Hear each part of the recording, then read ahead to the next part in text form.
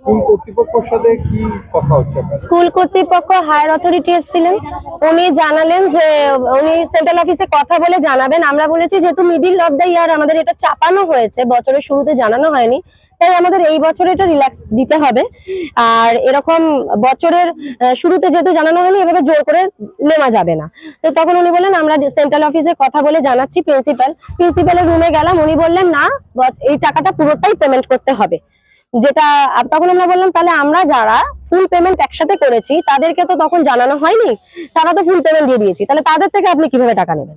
তখন উনি বললেন যে আমরা বছরের শুরুতেই আমাদের এই লিস্টটা ছিল, বছরের শুরুতেই যদি লিস্টটা থাকে তাহলে তো বছরের শুরুতেই ফুল পেমেন্ট যাদের নিচে তাদের থেকে নেওয়া উচিত। তাহলে আমাদের এখন কি করণীয়? উনি বলেন ফুল পেমেন্ট দিতেই হবে, মানে জবরদস্তি নিতেই হবে। অথচ এই টাকাটা যে নেওয়া হবে, যে ক্লাসটা শুরু হবে তার জন্য যে মেসেজটা দিলেন, তার আগে পেরেন্টসদের ডেকে কোনো আলোচনা বা বোঝানো স্মার্ট ক্লাসটা কি, কেন হবে, এর জন্য বাচ্চার কি বেনিফিট, আর আমাদের কত টাকা প্রোভাইড করতে হবে। এতে তো আমাদের টাকাটাও বাড়লো, প্রতি বছর এখানে ফিস বাড়ে, বইয়ের দাম বাড়ে, ড্রেসের দাম বাড়ে, তার সাথে এটা আবার নতুন অ্যাড হলো। তাহলে আমাদের পেরেন্টস, আমরা টাকাটা প্রোভাইড করব, আমাদের কি জানার মানে কর্তব্য, আমাদের কি জানানো কোনো প্রয়োজন নেই স্কুল কর্তৃপক্ষের যে টাকাটা আমরা কেন দিচ্ছি এবং কি জন্য দিচ্ছি না জানিয়ে মেসেজ দিয়ে দিলেন টাকা দিতে হবে। এখন যখন আমরা এগেনস্টে কথা বলছি না, এরকম হঠাৎ করে টাকা চাইলে আমরা দিতে পারবো না, আমাদের সব কমপ্লিট আছে, তখন ওনারা বলছেন এটা না দিলে ফোর্থ কোয়ার্টার পে করা যাবে না।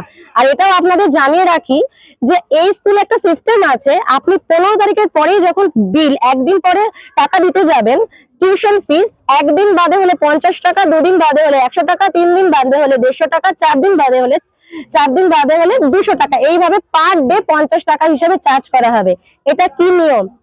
খুলেআম এটা কি ব্যবসা হচ্ছে না করাপ্টেড জায়গা? আমার নাম গীতশ্রী বিশ্বাস। প্রবলেমটা আমরা অলরেডি দুবার আমরা স্কুল ভিজিট করেছি, তো বাকি দুবারে আমাদের সাথে ঘটনাক্রম যেভাবে এগিয়েছে সেইভাবে আমরা সন্তুষ্ট হতে পারিনি। লাস্টবারে তো ওনারা পুলিশ ডেকেছিলেন, আমাদের কোনো রকম কনসেন্ট ছাড়া আমরা কোনো রকম কোনো আর্মস নিয়ে আসিনি, কোনো রকম কোনো মানে অসভ্যতা করতে আসিনি, বা আমরা কোনো বাইরের ভায়োলেন্স করে ভেতরে ঢুকিনি। ওনারা একটা মিটিং ডেকেছিলেন, আমরা এসেছিলাম, আমাদের রিপ্রেজেন্টেটিভরা এসেছিল, কিন্তু ওনারা পুলিশ ডেকেছিলেন। তো সেদিন আমাদের কোনো সলিউশন হয়নি। আমাদের মেন মোটোটা, আমাদের যেটা বলার উদ্দেশ্য সেটা হলো মিডল অফ দ্য ইয়ার ওনারা একটা টাকা ইম্পোজ করেছেন, সেটা স্মার্ট ক্লাসের জন্য 6000 রুপিস অ্যান্ড আইডি কার্ড আর অ্যালমানাকের জন্য 1500 টাকা, যেটা আমরা বলেছি মিডল অফ দ্য ইয়ার আপনারা কেন বললেন, আপনারা ইয়ারের আগে কেন বললেন না, মানে স্টার্টিং অফ দ্য ইয়ার কেন বলেননি। এটার জন্য এই বছরটা আমাদেরকে রিল্যাক্সেশন দেওয়া হোক, নেক্সট ইয়ার থেকে আপনারা এটাই একদম স্টার্টিং অফ দ্য ইয়ার আপনারা নেবেন, সেটার জন্য আমরা রেডি থাকবো।